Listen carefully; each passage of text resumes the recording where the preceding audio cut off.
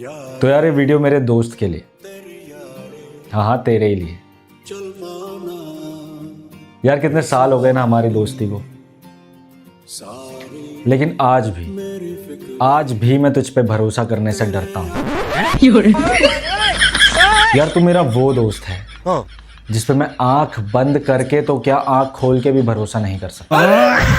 लेकिन यार अगर तू मेरी जिंदगी में नहीं होता ना तो मैं काफी ज्यादा आगे होता। तू मुझे बस इतना बता दे कि तेरी मेरी झूठी दोस्ती का नाटक तू कब तक करेगा। देख यार इस जन्म तक तो ठीक है, लेकिन अगले जन्म में प्लीज मुझसे दूर रहियो यार।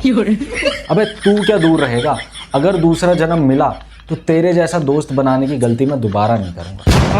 ये क्या बात है? और आखिर में मैं बस इतना ही कहना चाहूंगा कि थैंक यू सो मच यार, तूने कभी दुश्मनों की कमी महसूस नहीं होने दी।